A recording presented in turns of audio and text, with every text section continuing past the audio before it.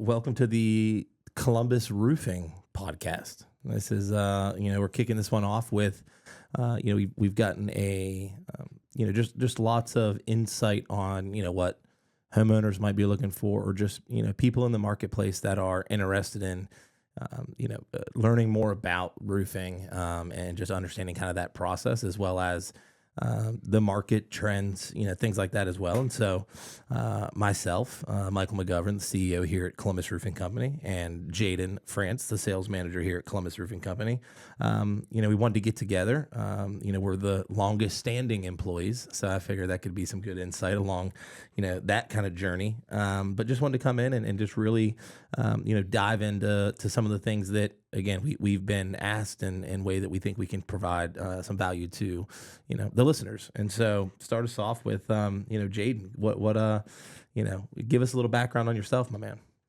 So I've been a sales manager here now 4 years, started in May of 2022, and have been able to work my way up through adding so much value to homeowners. And now being a sales manager at Columbus Roofing, I see every part of the process. I train on every part of the process, and also allows me to know how to educate homeowners in the best way possible about the process. So born and raised in Columbus, Ohio. How I met you was through real estate at a real estate event. And then 6 months later, you started Columbus Roofing Company, and now I'm here. I've been here ever since. Stuck through the journey. Yep. Yeah, and I think that, one of the important things about kind of what we want to talk about today is, for those of you out there that don't know, I did write a book. It's called Homeowner Wealth, and so you can find that on Amazon. But it really just gives insight on, when I look at roofing, and myself, I kind of started in, a bunch of different things, but, real estate at one point. And, one of the biggest things that, I realized in real estate is that, investors will borrow money from private money or banks or hard money lenders, whatever it is. They find off-market properties or, distressed properties, and, they add value to the properties, whether it's remodeling it, upgrades to the home itself, and then then they'll turn around and cash out on that equity, right? Sell it for more than they paid for it initially, right? And, so when I got into the roofing space, I just felt like there was a lot of, it's very transactional. It wasn't as educational, right? It's very storm chaser heavy, very, door knocking heavy. And, one of the biggest things I think that we do differently is the fact that, we want to educate the homeowners, right? Because a lot of people see a roof as an expense, right? As a cost. And, although it is in a sense, it can also be the thing that creates, a catalyst to a capital event, right? An opportunity to, increase the ROI on the home, increase the investment of your money. And so really that's kind of what, the book, my book's about as well as kind of today, just kind of walking through different ways to help people to understand that, hey man, the roof is not just an expense. It's not just a cost, and it's not something that you should really only wait to see if storm damage comes through, just because it can lead to other things as well. And, from your side, Jade, I mean, what do you kind of experience in that side of things as well? I would say when I first started, it was more of, it was the storm restoration aspect of the business, until we've gotten through now 4 years of realizing, one, how insurance is cracking down, and they're not really paying out. Their coverages are changing. Their deductibles are changing. And so now it's, why wait when you know that if you plan to sell or you plan to keep it, you have an ROI in some sense. Mm-hmm. And how in the Homeowners Wealth book, it talks about how your exterior, the roof, siding, gutters, replacing those can actually create that capital event of increasing equity to then pull out equity. And one of the biggest things is when you replace a roof, one, you're protecting your largest asset. So when homeowners are just, you go talk to them, or they call you out to do an inspection, they're just looking for peace of mind, and they're saying, my roof's fine. I have 5 years left of it. It's a 30-year shingle. Well, in Ohio, that's 30 years if it's perfect condition. So 25-year-old roof is normally needed replaced 5 years ago. Or 10. Yeah, exactly. Yeah. So that's what we're seeing. We're seeing a lot of damages and roofs that could use a replacement between 12 and 16 years old, just because of Ohio's crazy weather. So when homeowners are educated on that part of the process and having documentation and peace of mind through the photo reports and annual inspections, it allows them to know that, yeah, it is kind of getting to that point, and lets them know like, hey, now we can actually sit down, go over the options, look over what it would look like if you were to wait 3 years, if you were to wait 5 years, if you were to wait 10 years, and knowing that right now replacing a roof when it needs to be replaced, you'll save more than waiting 5 to 10 years because of the multiple different things. The insurance aspect is one thing, but the increase on material and labor is huge. It's never went down over the last 5 years. Yeah. So homeowners waiting and not being educated on that process, I feel, is a huge value add that we provide, and not just trying to make money. If a roof doesn't need to be replaced, we at least strategize and let them know what it would look like if they were, and when they would need to, if they did, when they did, if they were selling the house. It's just really going about it in a consulting aspect of giving them multiple options, telling them what they can do, but still leaving it up to them to make the final decision. Yeah, and I mean, I think it aligns with that, the idea of like the strategic home advisor, right? Where it's not as much of, obviously if you can get a roof for a deductible, then, we don't want to talk you out of that, right? We want, our goal is to, educate with the homeowner's best interest in mind. And, and just like I said, when it comes to the real estate side, you see people, they flip houses, and, when they're flipping houses, they're really basing that off of the comparables in the market, right? So you're going to take a home that is, similar to that home, maybe same square footage, same layout, bedrooms, within a certain mile radius of that. And, investors will look at that and then use that as saying, hey, what are the interior upgrades? What's the kitchen look like? What's the exterior look like? What color is it, right? Like all of these things. And then they'll turn around and be able to kind of match what's in the marketplace. And, from our perspective, really the same thing, right? Being able to show a homeowner, say, hey, you do have a roof that's 10, 15 years old. You are going to need to replace it, in the near future. But rather than only doing the roof, like, let's look at what happens when you do a roof, you do siding, you do gutters, because a lot of that can all be rolled into the same loan, right? And the same thing that goes too is like right now interest rates are dropping again. And so it's like for us, it's, being strategic on that side too, to show a homeowner like, yeah, you may need to, borrow money or pay interest on it. But if you look at Columbus over the past, 5, 6, 7 years, like, it is jumping 5, 10, 15%, year over year in the marketplace, right? So even if you are financing and paying interest on that, you look at a 12-year loan at 12%, 10%, whatever it is, it's like, okay, well, you're going to be paying $1,000, $2,000, $3,000 a year or more, right? But at the end of the day, it's like you're putting a roof on your home that's adding almost instant equity to the home, as well as increasing the curb appeal, increasing the value of the home, and that's where we want to come in and be strategic in the sense of, hey, there's options to say, hey, you can use, our lenders for short-term financing, right? Or same as cash financing, things like that, or even long-term financing. But then being able to say, hey, like, don't wait 12 years to pay it off.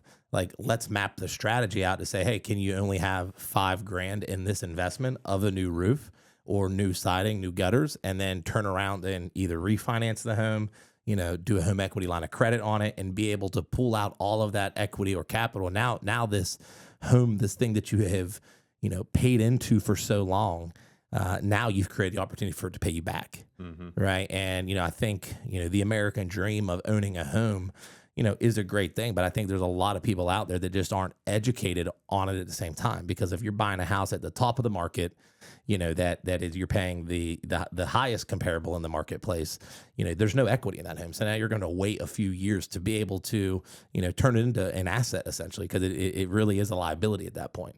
Right. Because not everyone, a lot of people are strapped to make the payments on it. And it's just like every month you're just paying to live.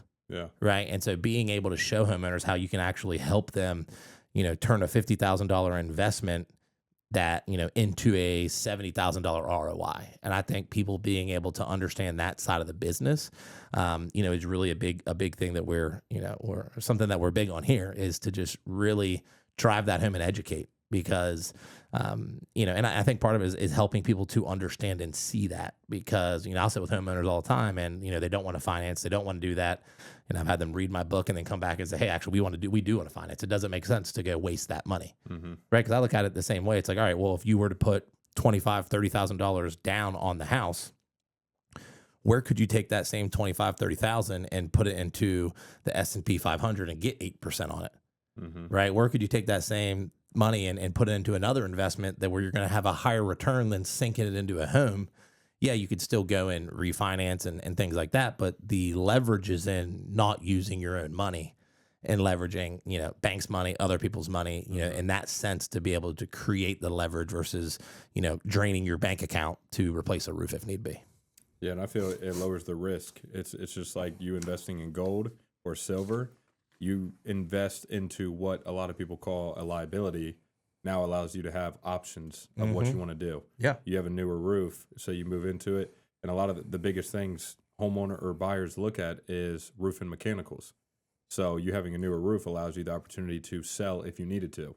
You say you're in a job that you've traveled multiple times for, lived in other places. You got the newer roof, newer mechanicals, stuff like that, and you have to move in 2 years. Well, you already have equity increase because of that roof. It just continues to rise because you are now more attracted by buyers having a newer roof. If you buy with a new roof, or if you bought without and paid for one, now you could up and leave whenever you wanted and still get the higher sell price, and it sells faster. Like 100%. there's science, or there's data on the fact that homes sit longer that don't have these exterior upgrades. So you investing back into that, what some would call a liability, you could pull out before you sell and use that to invest and become that real estate investor, which is what you talk about in the book. Yep. Where you can actually, you don't have to, a lot of people, they got to go through the trenches, live in a duplex or a 4-unit, and they got their family, and that's how they start their real estate journey.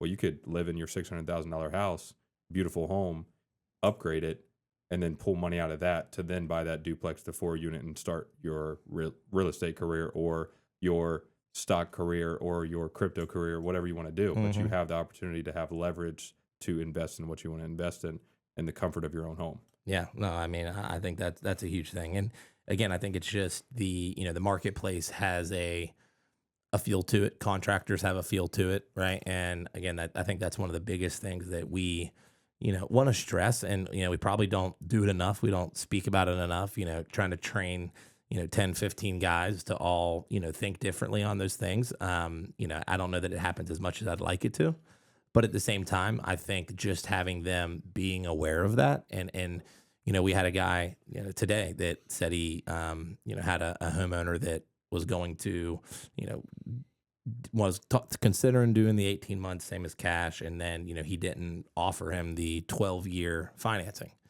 And, because the guy's like, well, I don't want to pay all that interest. And, I'd rather go borrow the money from somebody, and for me, it's like, I always push the 12-year, because, even in 18 months, it's like, all right, yeah, it's same as cash and you're not paying anything right now, but all right, well, now you're going to have a lump sum to pay in 18 months. You know what I mean? And, and I still think that, then after that 18 months is up, you're still jumping to 26% interest at that point if you don't pay it off.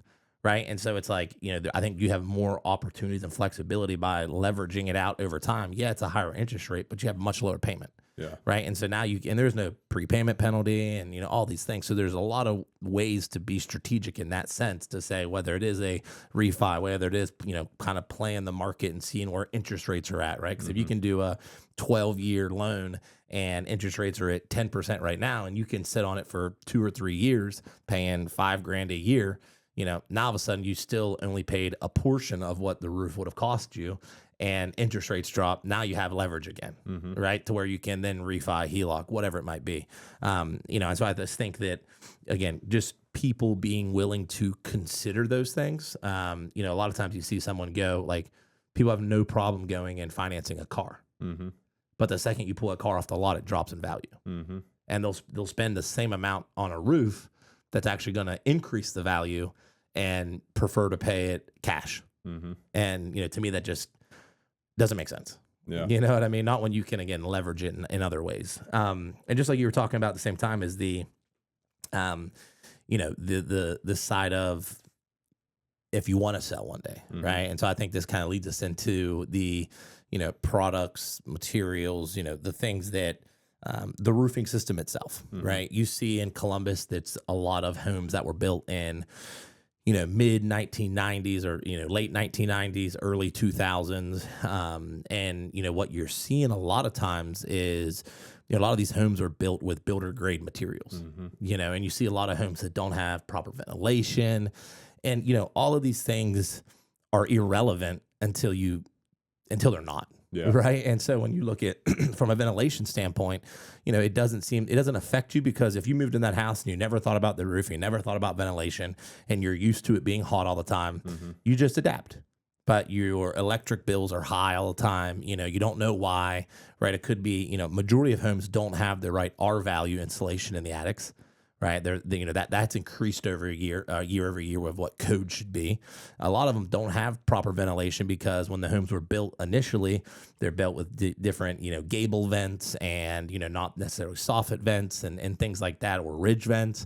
And so then you've got roofers that come in and just install a roof. If it's 10, 15 years ago, it's not necessarily up to today's standards, right? I mean, we see roofs all the time that were built 10, 15 years ago that still have 15-pound felt underlayment. Right. Synthetic, and those things weren't what they are today. And, and so that's a big part, I think, too, is that, homeowners don't necessarily understand, the value in the products today. Right. It's like, and they say, oh, it doesn't really matter.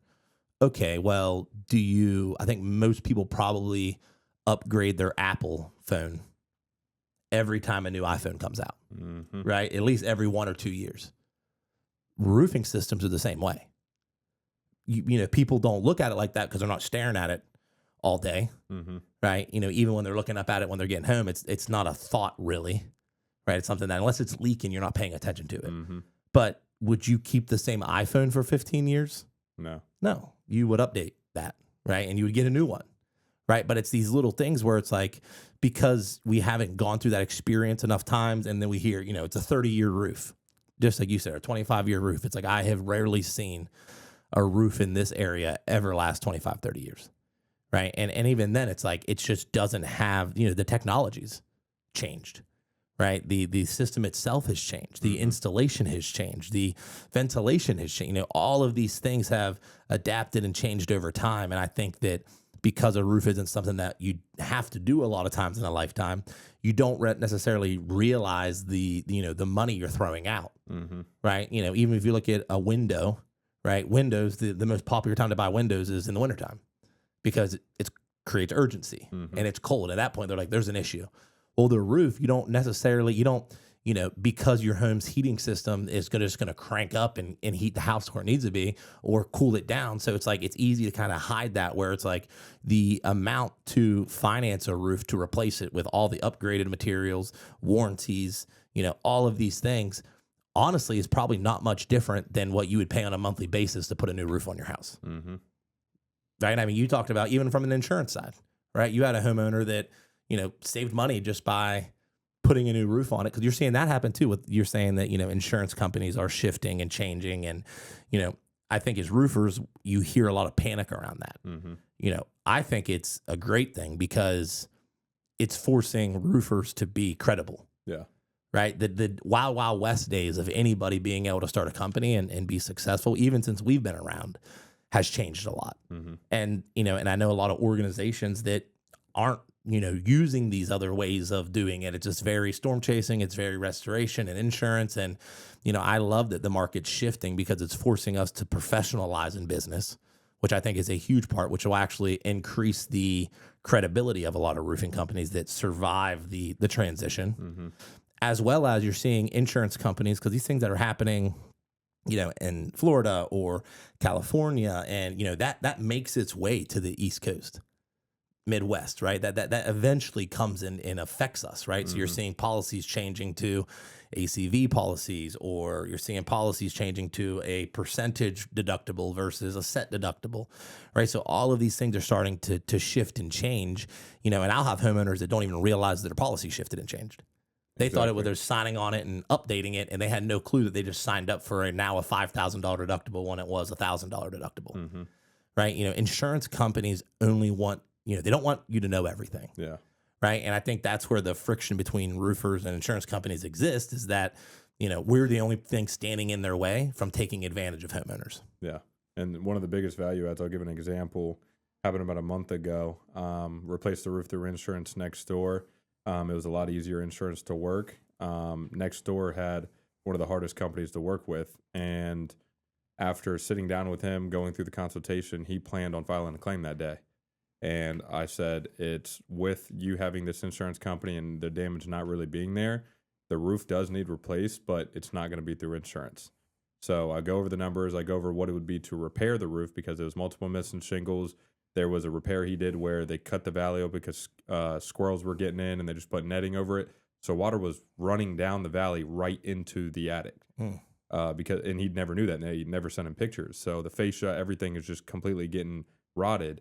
And I told him it would be around $1,500 to repair the roof. And it's not warranted. It now voids the warranty of the shingle itself. And I said, if this happens again, because we've seen common themes in these areas of a storm happening every year and causing something like this. So if you do, let's say this happens 4 times, you've now spent $1,200 to $1,500 4 times, where your roof is $20,000. You've already paid for 25% of a roof, and you didn't get a roof yet.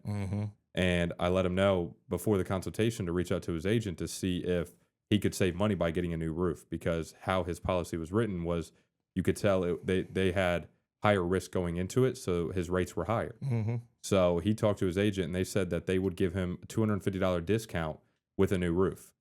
Well, ironically enough, when we ran the numbers on financing, because I didn't even know that information until I brought up the financing, I said it's $250 a month to go 12 years on a brand new roof. He said, let's do it. Because he's saving $250 a month on his insurance premiums and now using that money to actually have a brand new roof and protect his largest asset. Yeah. So that was the biggest thing. And a lot of homeowners don't know that roofs needing replaced are not normally because of storm-related damages. Like that does happen, but the number one cause of roofs needing replaced is inadequate ventilation. Well, because it cooks the roof from the inside out. Exactly.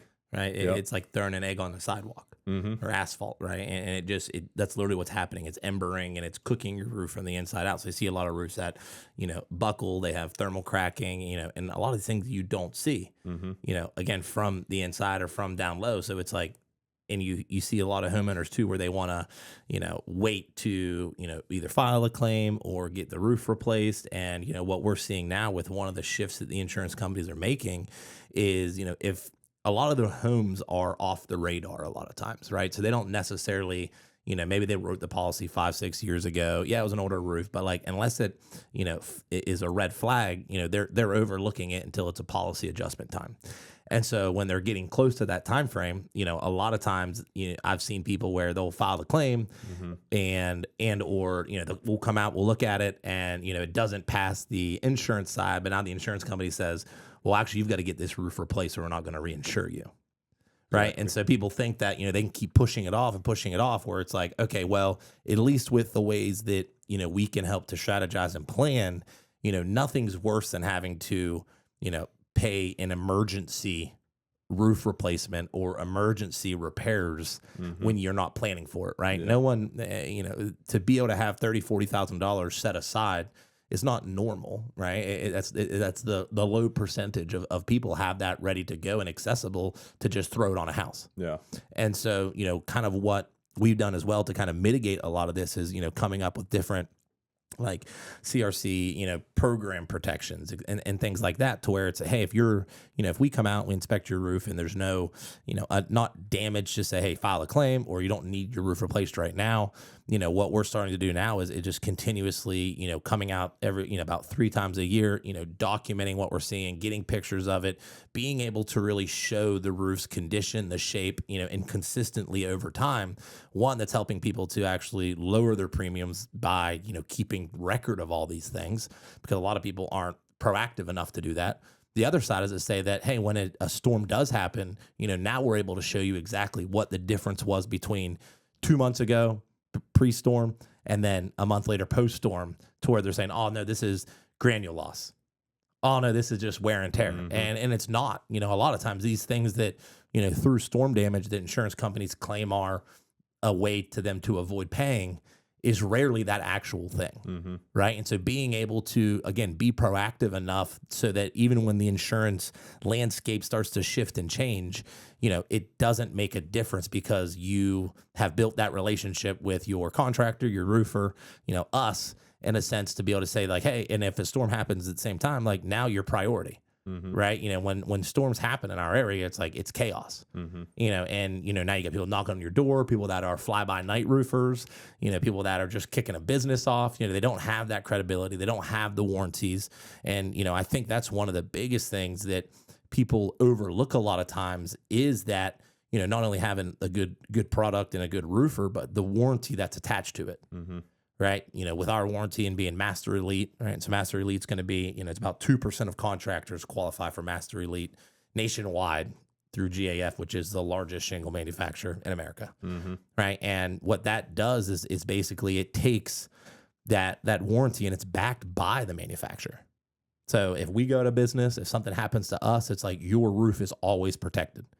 I'll talk to homeowners all the time that, they're like, oh, what about my warranty? And they're like, well, I can't even get a hold of the roofer that did the roof. I don't even know who it was. They subbed it out. They did this. And it's like, they paid him. I just had a commercial roof I did probably, a month ago, maybe, 80 squares. And the roof was just replaced like 4.5 years ago. And, I got up on the attic and the whole thing was like spongy and soft, got inside of it. There was no vents, no ventilation, none of the fans were like working. And, 5 years. It's crazy, right? And, they paid whatever it was, X amount 5 years ago, and then had to just repay all of that again. But now they're protected with that warranty, right? They're backed by it. We did everything up to code and up to GAF standards. And so like they're good now. But at the same time, you see people wanting to cut corners and, go cheaper and don't want to spend that premium price because, again, they're looking at it as a cost or an expense when I have rarely ever paid a cheaper price and, ended up saving money in the long run. Because the companies that charge higher end, charge premium. I mean, there's a lot of times I'll, be out with a homeowner and they'll have an estimate for 3/4 of what our estimate is, and, people want to price shop you and compete with that. And, for us, we're value driven, right? And we're premium products. And at the same time, we're a legit business. I think a lot of times because of, contractors, people look at contracting companies is just like, man, like you should be able to do it super cheap. Yeah. And it's like, but you got to understand the processes and facilitation that happen behind the scenes, right? You've got operations, you've got production, you've got managers, you've got project managers, you've got quality control. It's like, people look at roofing like there's all this money to be made in it, but your average roofing company at the end of the day, EBITDA or net profits are 15 to 18% on average after all the expenses get covered.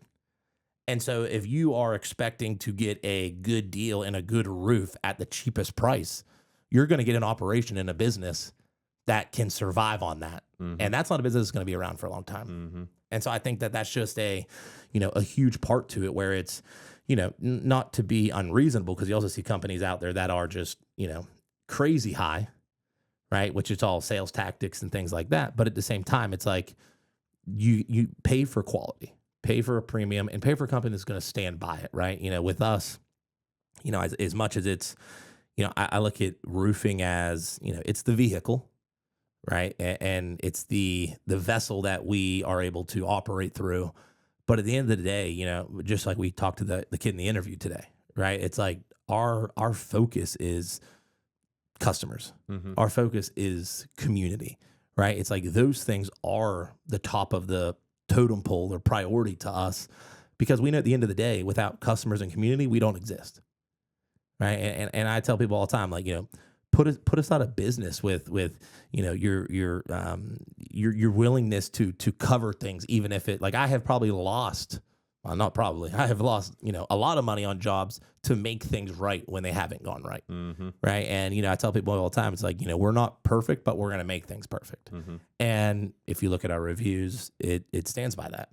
Right. It's like, because, the most important thing is that leaving somebody with an experience that And I have found a lot of times that when things go wrong is when the experience is actually the best experience, because it's always an opportunity to make things right. It's an opportunity to leave them, with never forgetting the experience that they had with you, because where most companies fall off or don't, continue to communicate or cut corners to be able to save money, I think on our end that, and it definitely hurts the margin.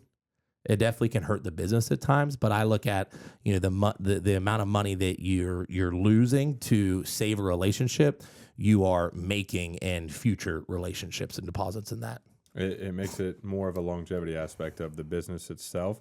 And to touch on the quality of material, I wanted to input to allow the 25-year workmanship warranty. We have the Golden Pledge warranty through GAF, backed by GAF. We have to put the best quality materials on. Yep. We have to use at least 5 to 6 if we're using ridge vent materials that are backed by GAF. They are GAF materials, and that's what allows us to do that.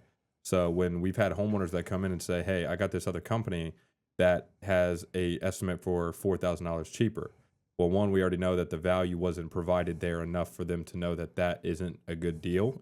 But we even go the extra mile when we're educating homeowners, regardless of if they go with us or not, and letting them know, hey, that is completely fine. I understand that you would want something cheaper, but please make sure that you look at that estimate.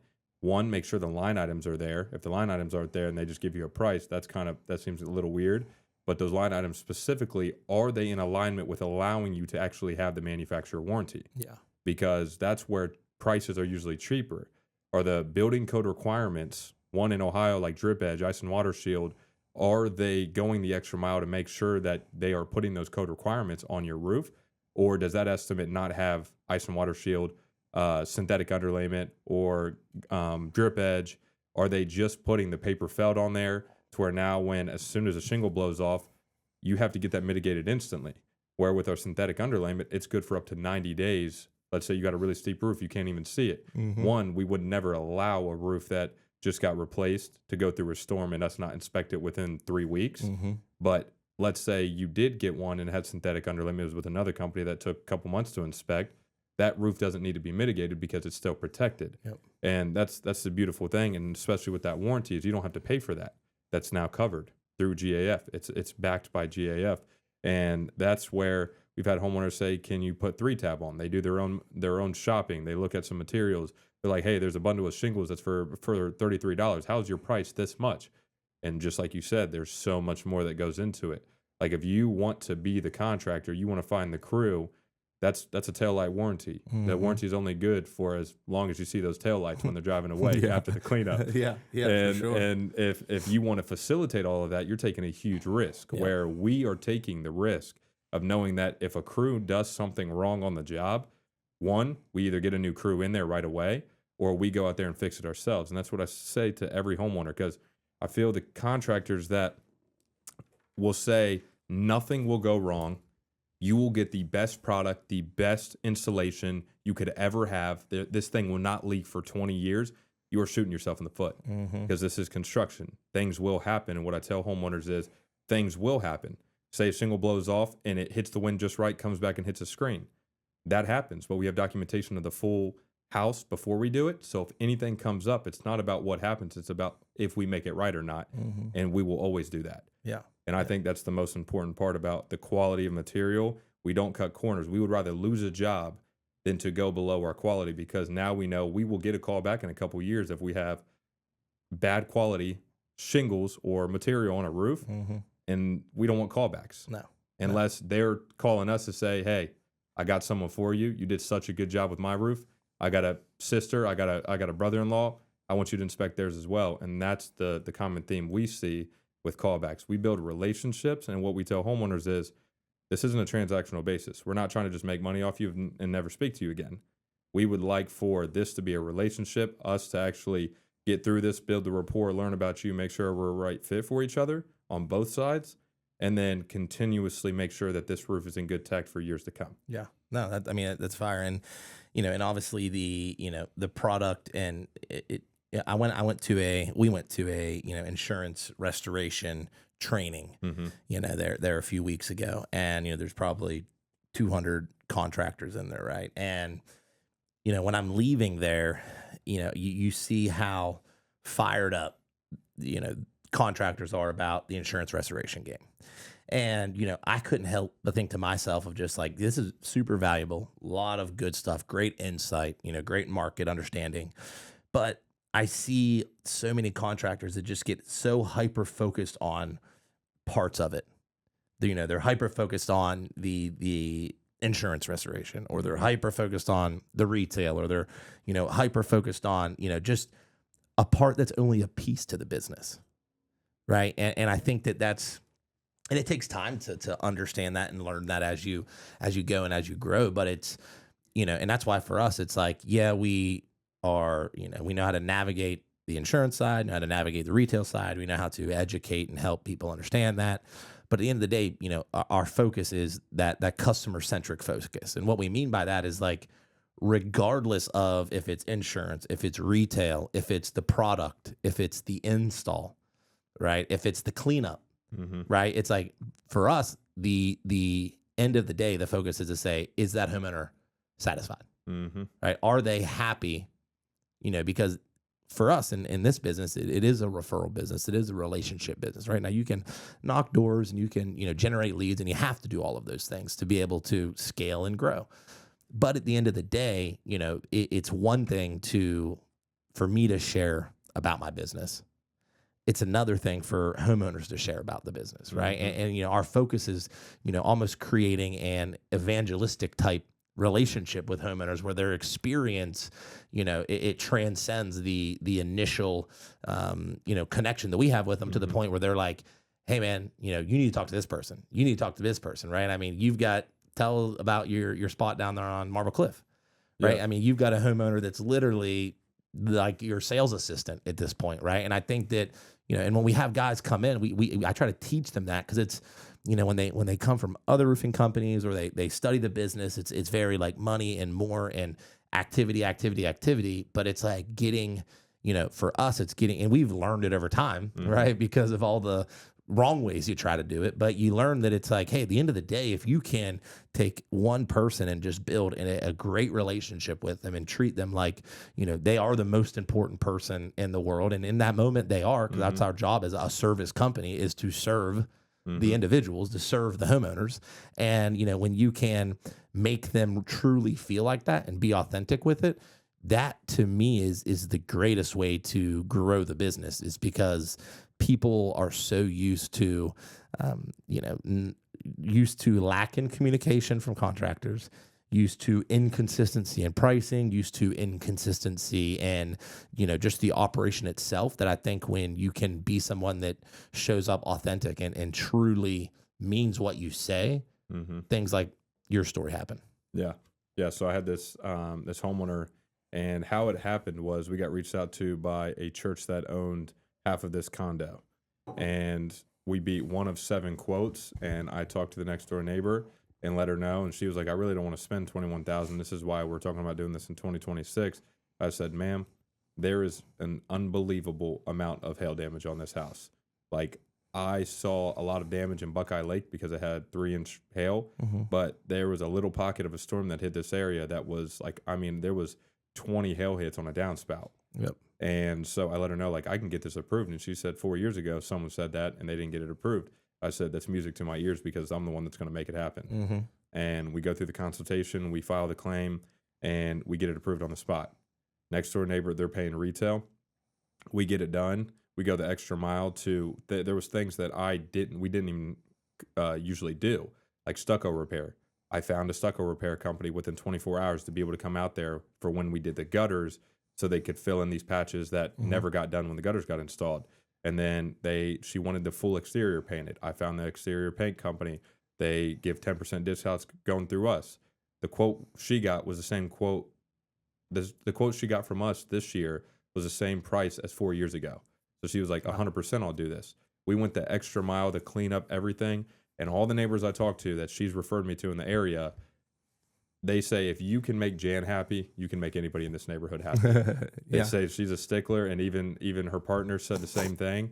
And after giving her the best experience and giving the neighbor the best experience, she called me and said, Jaiden, I need a list of every single house in this neighborhood that needs replaced.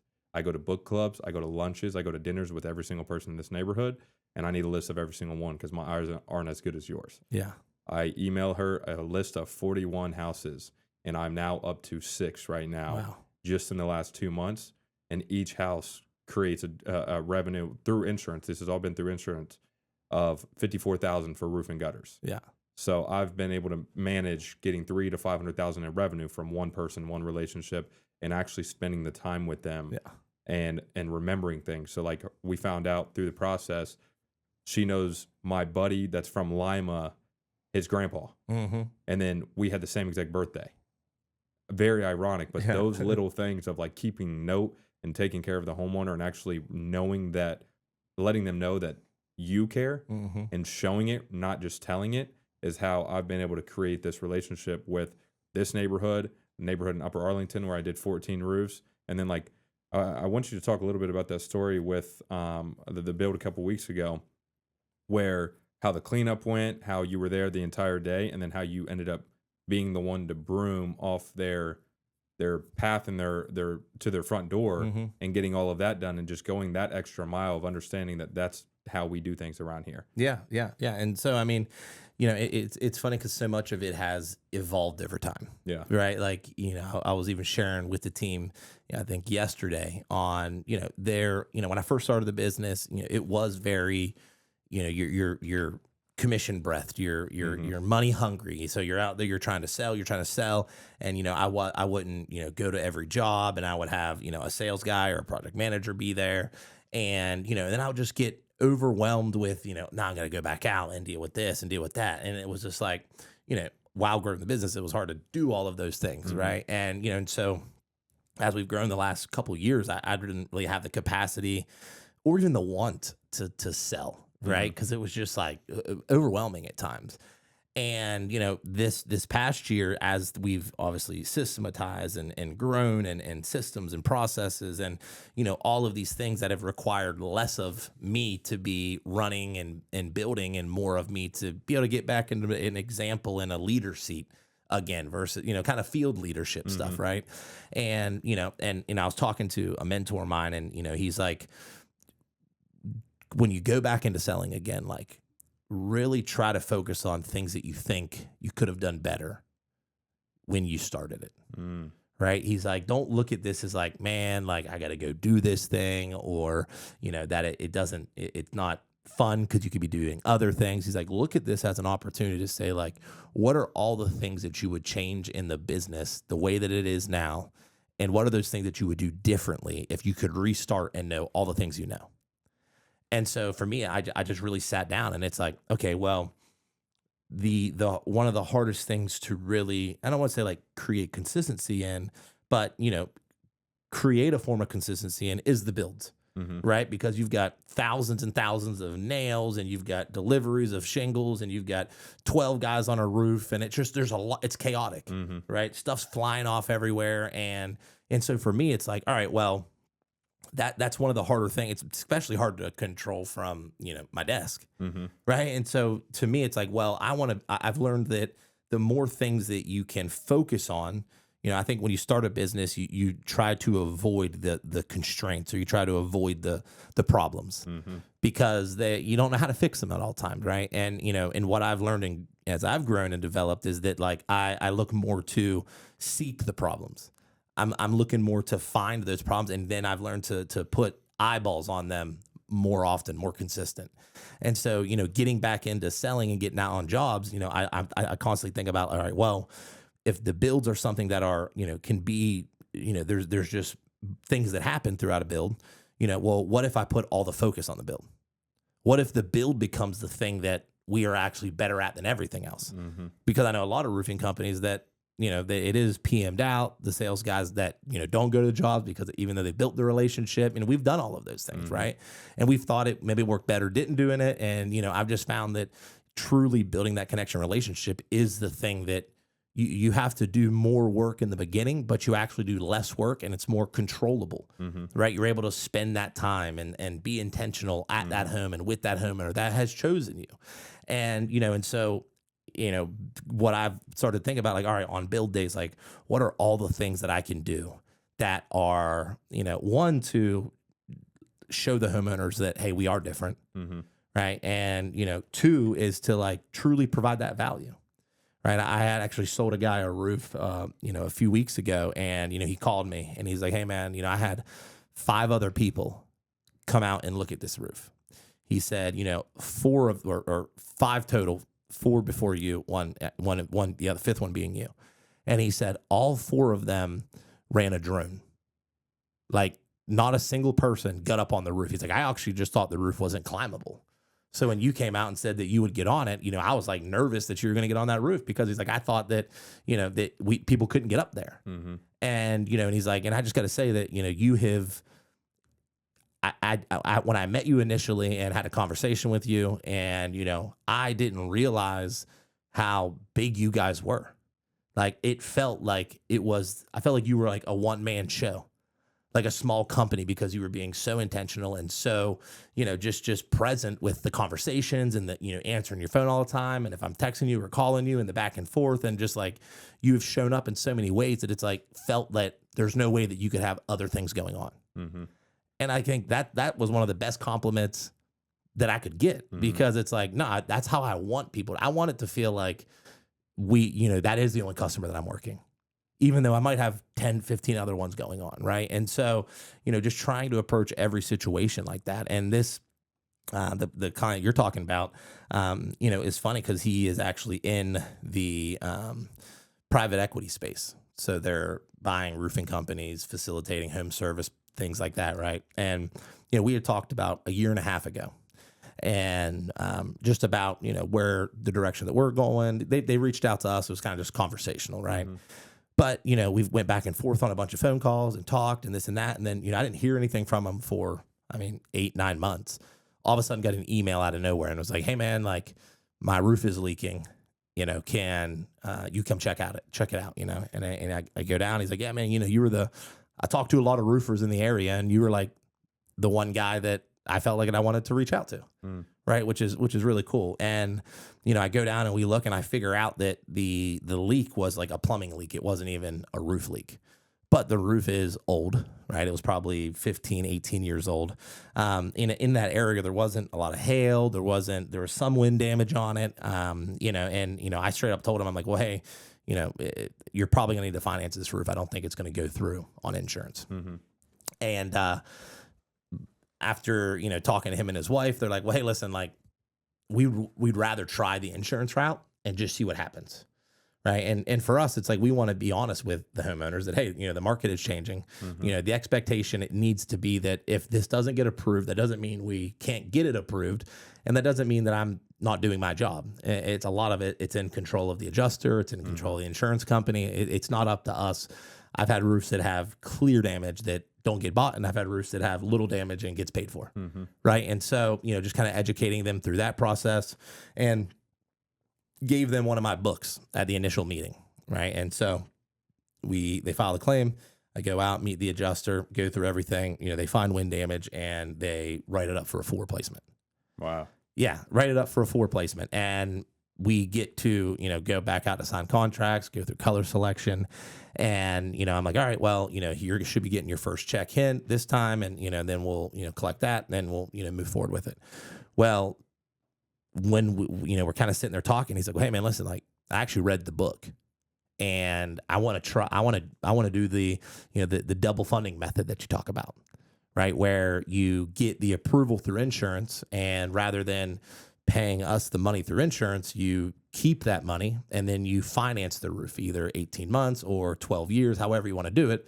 And being able to, because then he could roll in gutters, didn't have to pay his down payment, didn't have to pay the deductible, right? And because they still paid the same cost, right? But being able to now put $20,000 in his pocket, holidays are coming, they got a baby on the way, right? So it's like all these things. And like, I think that there's so much power in that, because again, that's just one of those situations where it's like I easily could have went out and just collected that money from him on the insurance side and went on. But instead it's like, hey man, like I'm not making more money either way. Yeah. Right? Whether you're paying me through insurance or you're paying me through financing, it doesn't make a difference to me. Yeah. But at the end of the day, if I'm you, here's a different way to think about it. And, you know, so we get into the job, we tear all it off, and decking's destroyed. Space decking all over it. And, you know, we're midway through the job, and, you know, I'm calling him, he's busy, he's at work. And, you know, in that moment, it's like, because I hate to ever change an estimate once you've agreed and you've committed to something, right? And, you know, fortunately through insurance, you can supplement these things and things like that at times, but sometimes you can't. Yeah. Right. And, you know, and so, you know, one of the things that we like to do is if something like that happens, being on have that conversation up front, and hopefully you can see it. Sometimes you just can't. Right. But another side is like not necessarily making money on decking replacement, right? Being able to charge the homeowner at cost. Like, hey, if this comes up, you know, we're not profiting here. We just want to break even on this thing. Right. And, you know, and I made the call for this was just like, yeah, replace it. You know, all of it. So we ended up ordering 95 sheets of decking. Wow. Yeah. And, you know, so I called the adjuster and he's like, no, we don't cover decking. And, you know, and it's like, well, why don't you cover decking, right? It's space decking. It's not code. It's not like it's neglect. It's the initial install of the previous install, right? It's like, that's not the homeowner. Like, you've insured it. Yeah. You know, and now you got to replace it. You got to replace it by code standards. And, you know, he's like, yeah, we're not covering it. Right. And so I was like, well, you know, if we got to eat it, unfortunately, like, it's just what it's going to have to be. Right. It wasn't a huge roof, but still a pretty hefty cost. Yeah. And, you know, and I communicated that with him. And then, you know, from there, we actually got him involved in the insurance process, which I think that's such an important thing to really, you know, help homeowners to understand is like the insurance companies aren't on your side. Yeah. They're a business, right? Just like everyone else, it's an ecosystem at the end of the day. But, you know, they are forcing you to have a contractor that is educated because they are going to do bare minimums. They're going to cut corners and they're going to try to not actually cover what it's worth. Yeah. Or not cover these code upgrades, make, you know, the roofer eat it or make the homeowner come out of pocket on it. And just, you know, that's just the way that it is. Right. And you know, we were able to get the homeowner involved in it, and, you know, they requested a letter through the municipality of the city requesting that they had to see something that said that, you know, that they couldn't have the roof installed without proper code upgrades. Wow. And so, you know, we called he reached out to the municipality. We got involved with him. We had a meeting with him. Hey, here's all the things that you need to talk about, this and that. And we ended up, you know, getting the letter from the city and then getting that off to, you know, the adjuster, and they covered the full thing. Wow. Right. And, you know, and so it's just like, it's those little things where, you know, in the beginning, I probably just would have went to the homeowner and said, pay me. Yeah. You know, or just ate it. But as you have gone through so many, I mean, thousands of homeowners that we've supported at this time, you know, you just learn that it's so much of it is your documentation, right? It's when you're tearing off, documenting every step of that. It's before you tear off and before you start the job, documenting the property. It's the wrap up of it. Like, majority of the time, if, you know, you're owed more money, you're not going to get it unless the proper documentation is done. And, you know, and I think that's just such an important thing, because I've seen, you know, at the same time, homeowners get you know, a full scope approval that's 50%, 60% of what the actual roof cost should be. You know, and I think when homeowners try to play the roofers, that, you know, yeah, you might be able to put some extra money in your pocket, but at the same time, you're also cutting corners on your home. You're cutting corners on this investment that, you know, I would rather get a roof that's worth $25,000 and pay $25,000 for it than, you know, get $25,000 and then pay $15,000 for the roof and put money in my pocket, and now you're going to have an issue with it. Right? You're not going to get all these things. And a lot of times you're not going to get your back end funds released. Like, there's a lot of pieces to it that isn't about roofers taking advantage. It's about, hey, this is the system. This is the game, right? This is how it all goes. And I think that's why it's so important to really, you know, have that transparency and just, you know, open, you know, be as open as you can with the person that you're consulting with or they're helping. And so, you know, back to that was, you know, with him, it was like all these little things just popped up like that. Right. And, you know, I told them the job would be done by 6 o'clock, small roof. Now it's 9 o'clock. Like they got kids, and it's you don't want to leave it undone, right? But at the same time, you need to get the job cleaned up, and the crew's wrapping up, cleaning up, and I was there, and for me, it's like I know that our crews and PMs do a great job, but I also know that whether I'm the salesman or I'm the owner of the business, that no one's going to have that relationship with that homeowner the way that I do. And no one's going to care as much as I do, because end of the day, if I'm a salesman, I'm making money from it. They trusted me. And so, I have my own magnet in the truck, and I always go through and, magnet and clean up. At the same time, we blow everything off. But, I think a big focus is, when it comes to construction, is leaving it better than you found it. Right. And I think that is something. It's, we have the extra mile concept here, and just always trying to find ways to go that extra mile, right? Always trying to find ways to leave it better than you found it. And it a lot of times it doesn't take more money.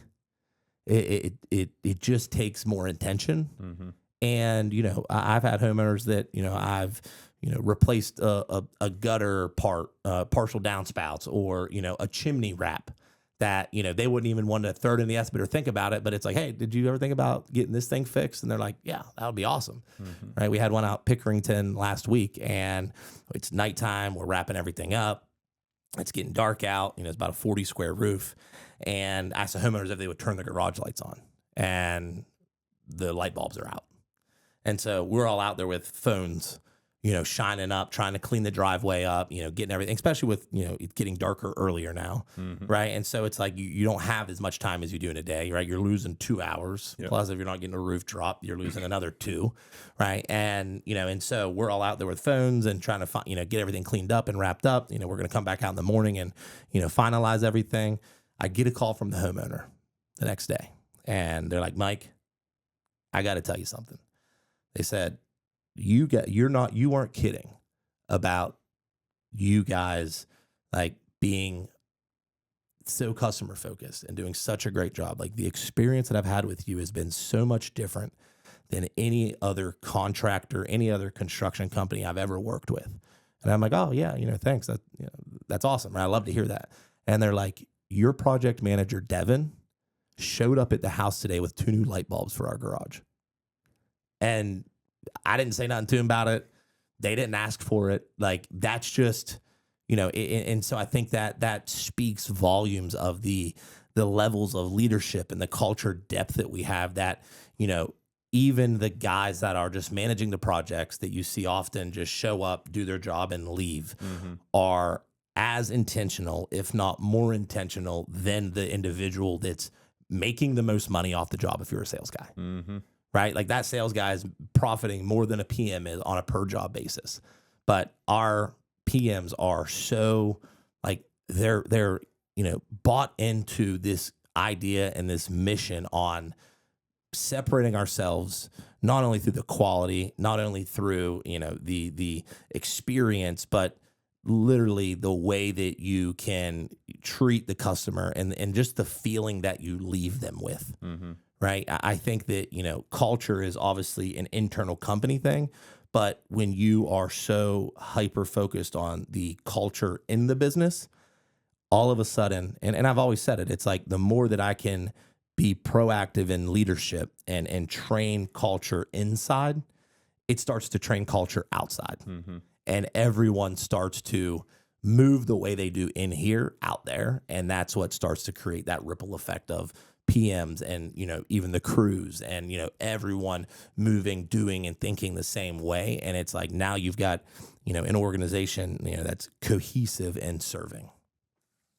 That's huge. Yeah. And I think that the impact we leave on homeowners is what speaks volumes to be able to create the referral basis for those homeowners to be able to tell everyone about us, for that homeowner to text you and say, how do I leave a review? Yeah.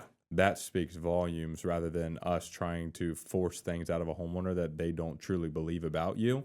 And we've seen both sides of the coin. We've seen times where salesmen have made their way out of here because they just didn't see the vision and they were not aligned in what we were going after, which was longevity, which was relationships, which was community, and all they wanted was to fill their pockets. And that's not what we're looking for here at Columbus Roofing Company, because our number one goal is to impact as many lives as possible. And as cliche as it might sound, being a roofing company, you can do it in any business, you can do it in any industry, anywhere. And we've completely, I believe, changed the roofing game as a whole nationwide, because the things that we're teaching on doing this is something for homeowners. We are educating homeowners through this podcast to be able to make sure that they, regardless of going with us or not, regardless of being in Ohio or not, they can ask these roofers these questions. And other roofing companies that cut corners, they don't do the right thing, they're not going to like us, because we're airing it all out. We're letting homeowners know you need to interview your roofers and make sure that they know as much as they're supposed to be the subject matter expert to get you across the finish line, whether it's insurance, whether it's retail, whether you are looking to buy a house and you have a roofer come out to look at that house, whether you're trying to sell your house. It's all of those things that we have so much value in that allows us to say that we, no matter what happens throughout any process ever, are going to make it right. And we are going to leave that interaction with the homeowner knowing that we did the best we could with what we had. No, I mean, that's fire. I love that. And, and so it doesn't sound like we know everything. Yeah. Right. And because that's definitely not the case. Right. Yeah. A lot of these are, I think that, whether it's being solution oriented, being innovative, being able to, think and treat things like it's your own, right? Is it a very important skill set, right? Having character, having integrity, being positive, right? Like all of these things that are, core values that we possess. And, I'll share kind of a wrap up story to this, right? And, we've obviously got different departments in our business, right? And one of the departments is our marketing department, and almost every person inside the business has had no experience, one, in roofing, and really no experience in the role that they're in currently. Yeah. You know what I mean? Like I'm a builder. I'm a guy that wants to, I find a lot of enjoyment and fulfillment in developing individuals and watching them grow. And, it's just I think it's a value of mine, right? It's a belief of mine. And, our marketing department lead, started with media for us, then goes from media, then goes into, I kind of was like, hey man, we need someone to be in marketing. And so then we kind of transition him into marketing, and he's been willing to adapt and learn and go through those hurdles, right? To learn that and figure it out. And, part of marketing is not only understanding the market or the products or, but it's also understanding like the sales process, and it's understanding, what the salesperson's going through. And on the other side, it's understanding like what is the homeowner's experience from initial lead to closing out, right? Because all of that is valuable to marketing. And, and so I, him and I were talking and, he had a bottleneck or constraint of just, where there was a learning curve of, what's going on in presentations, right? What's going on, when I'm getting a lead and generating a lead, like what's happening once that lead gets generated, right? Why is it falling off? Why aren't we closing more? Like, what are these things? And, and a mentor of his was like, well, if you want to be great at marketing, you need to learn how to sell, right? And, this same kid wasn't much of a salesman, when he first came in, right? And didn't have that confidence because that takes a lot of confidence. It takes being, willing to get beat down and being able to maintain resilience and confidence and work through that. And, he had a lead come in that whether someone couldn't take it, whatever it was, like he ran it. And I believe he was with you, right? And, the homeowner's like firing off questions about ventilation. And, he said that there was 5 or 6 other roofers there. Like I went out to the build the day we had it, and the homeowner's like telling me this whole story. And he's like, man, like, I'll be honest with you, man. Like, I had 6 roofers come out, every one of their websites said that they knew all these things about ventilation, and every sales guy just kind of came out and did the same thing. Told me, yes, manned me and gave me the estimate. And, I asked him, well, hey, what about this thing? What about this thing? What about this thing? Right. This guy is an engineer. Right. And so he's, a data guy and, all of that. And so he's very analytical. And, some people would see that as like, man, this guy's a pain. Right. Like I don't want to deal with this guy kind of thing. Right. We've all kind of had those people.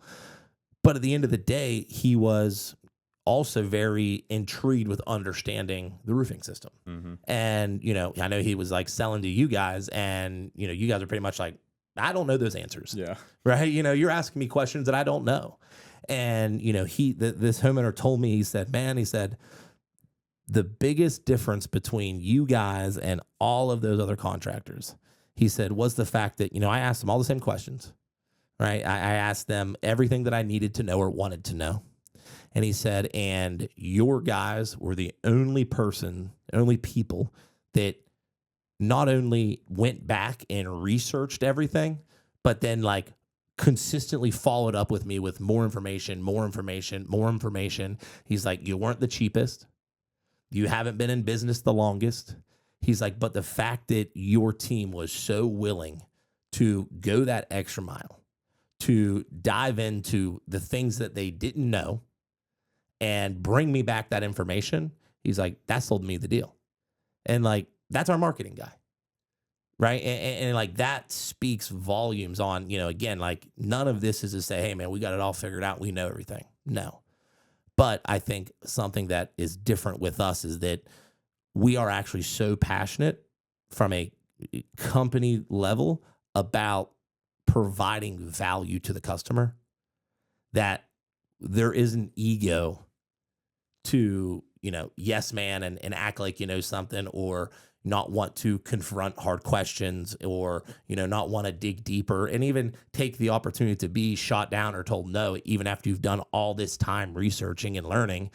But because that just elevates everybody, right? So now it's, not only does he understand the process and things that, that our, sales guys are going through or homeowners are curious about, but now that's an opportunity to learn more about the marketing side and learn more about speaking to ventilation and speaking to these things. And, I just think that that's one of those things of, yeah, we don't know everything, but at the end of the day, we're going to get you the answers, whether it's your sales guy or whether it's a marketing guy going in the field to learn more about the process. And, everyone in a leadership position here has essentially sold a roof, right? Our production guys, myself, you, ops guys started in sales, our administrators have facilitated the process to help everybody understand that it's like, you're not getting people that haven't had ground level experience. And although, people didn't start here where they're at, they all started at the level of like, I understand I got to learn everything that I can about this. And I think that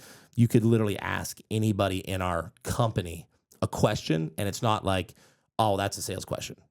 Oh, that's a marketing question. It's like, no, we are a collective, ecosystem that's always trying to educate each other on every part of the business, just because we know that at any moment, one of us might have to step up and provide that value to a homeowner. And I just think that, that's just something that's really different with us.